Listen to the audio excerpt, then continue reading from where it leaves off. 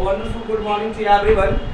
Today I am the topic relative clause, and before starting the topic relative clause, once again I just pay a lots of thanks to you to find here, and let's start the topic.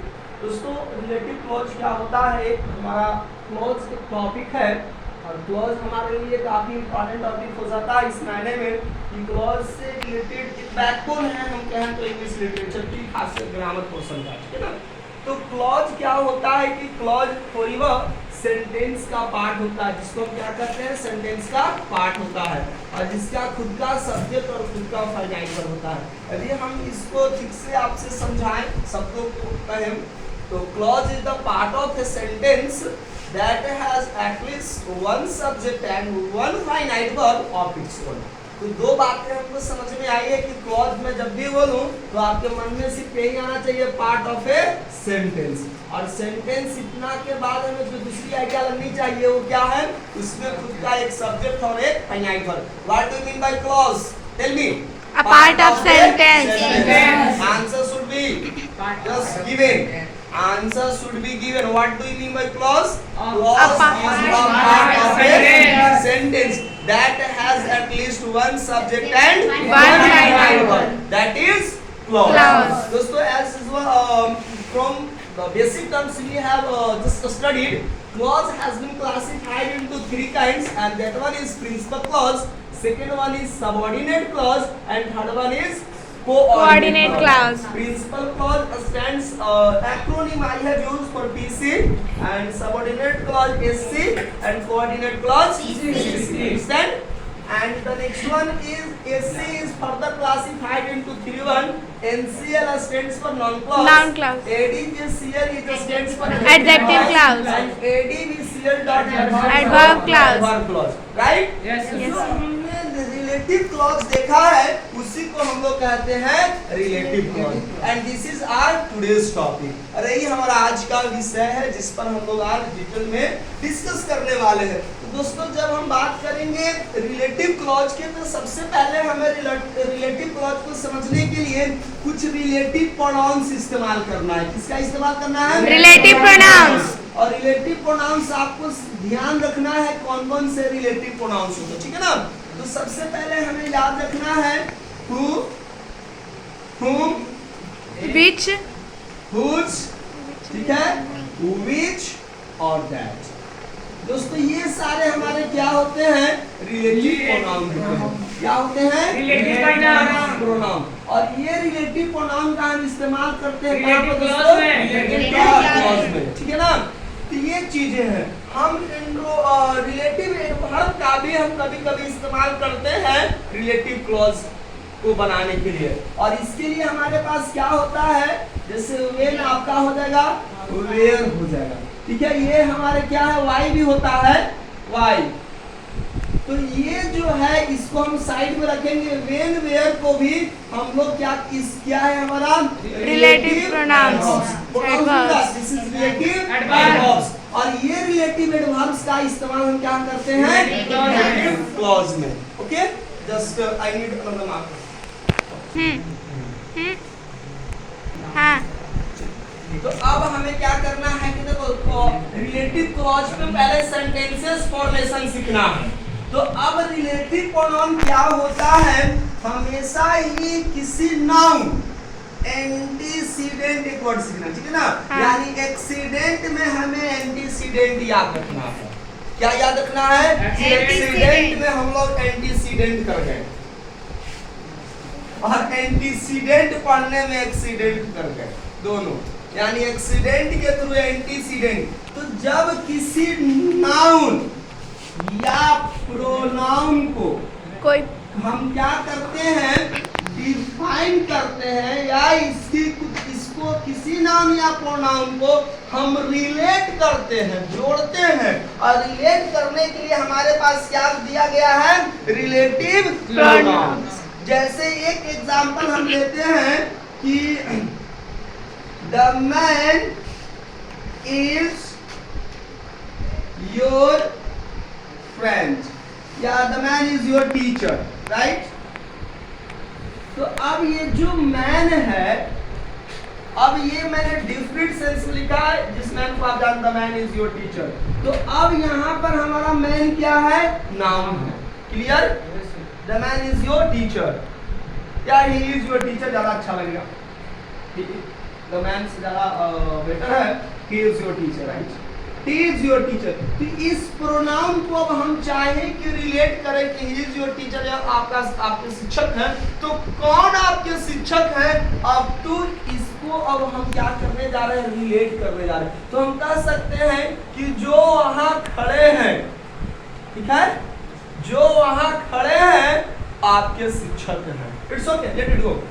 So he who is standing there, तो he who is standing there हमने क्या किया कि who relative pronoun का हम लोगों ने इस्तेमाल किया, जो कहीं ना कहीं इस नाउन को क्या कर रहा है, रिलेट कर रहा है।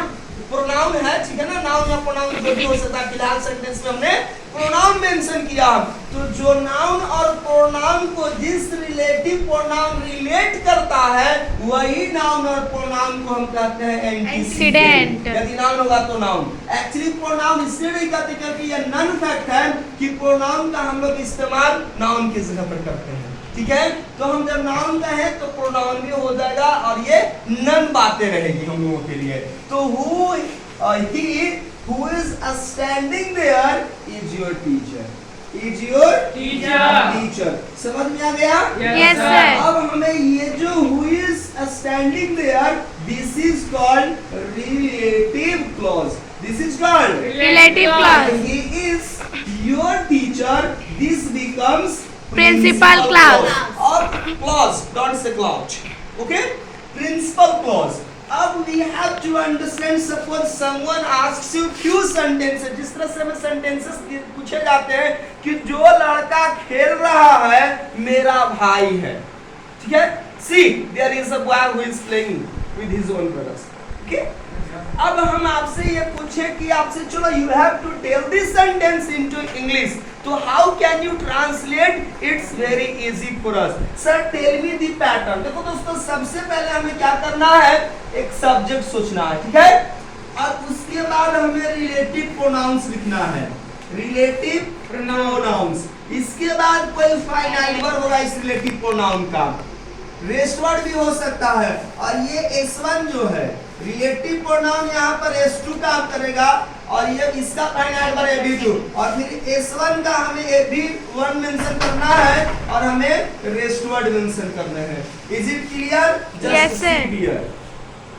अब जो लड़का खेल रहा है मेरा भाई है, तो जो लड़का, तो सबसे पहले नाउन दी बॉय, ठीक है, यानी हमने क्या मेंशन किया, द बॉय, नाउन हो गया। अब जो खेल रहा, तो बॉय हमारा नाउन क्या है, somebody है। तो दोस्तों somebody के लिए who और whom का इस्तेमाल करेंगे। who और whom का इस्तेमाल किसके लिए करेंगे, somebody। और whose का भी इस्तेमाल हम somebody के लिए करेंगे पोजीशन के सेंस में, और which और that का इस्तेमाल हम करते हैं something। अब देखो क्लियर स्पष्ट हो गया, who, whom, somebody, which, that, something, और whose का इस्तेमाल दोनों ही कंडीशन में करते हैं, चाहे पोजीशन somebody को दिखाना हो या something का, तो दोनों कंडीशन में whose। आगे याद समझे, who, whom, somebody, that which, something, whose, both for showing possession, अधिकार दिखाने के लिए। अब the boy जो खेल रहा है, तो क्या हो जाएगा, who is playing, the boy who is playing, जो लड़का खेल रहा है, ठीक है ना, ये मेरा हमारा बन गया रिलेटिव प्रोनाउन। अब the boy ये सब्जेक्ट हमारा मेंशन हो गया, इसका फाइनाइट वर्ब सोचो, the boy क्या, the boy who is playing is my classmate। चलिए हमने ऐसा सोच लिया, is my classmate, चलिए ये मेरा वर्ग साथी है, क्लास फेलो है, is my class fellow। समझ में आ गया? अब हम वहां पर गए क्लासरूम में, और एक मैंने कॉपी या किताब देखा जो कि बेंच पर क्या था, रखा हुआ था। अब हमने अचानक कल मैं घर गया था और मुझे पाया कि हमारे पास एक कॉपी या किताब कम है, तो मैं आते ही आते अगले दिन मेरी नजर पड़ी उस बुक पर, और मैंने कहा कि जो किताब इस टेबल पर पड़ी हुई है या रखी हुई है वह मेरी है।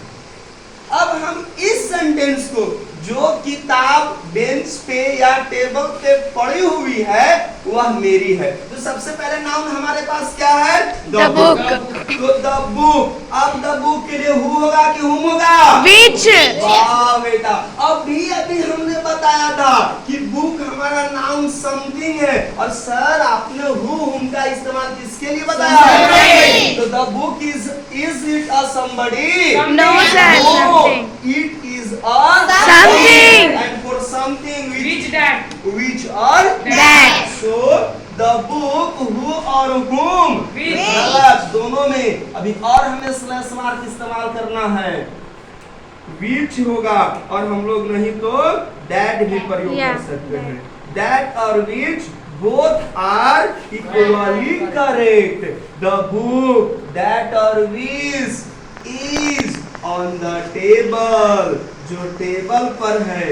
इसकी किताब मैंने कहा था Mine. Mine. यदि आपका होगा तो आप yours कहेंगे। Yes, sir. तो यही सेंटेंस हमें बनाना है।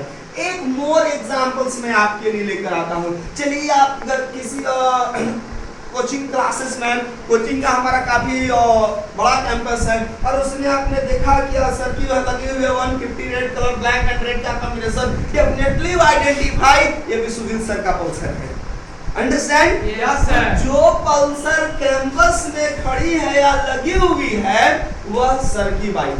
अब इस तरह से सेंटेंस है तो हम कह सकते हैं दी पल्सर, इसी पर एग्जांपल में बना लेता हूं, दी पल्सर 150 दैट और विच और हु और whom?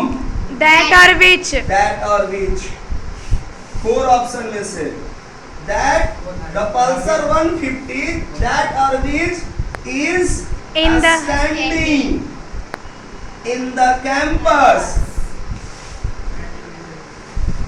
in the Campus. campus is mine। चलिए, मेरा है तो मैं अपना कह रहा हूँ is mine, यदि आपका होगा तो आप अपने हिसाब से करिए। तो दोस्तों, ये है हमारा रिलेटिव क्लॉज को इसी तरह से हम लोग बनाते हैं, ठीक है।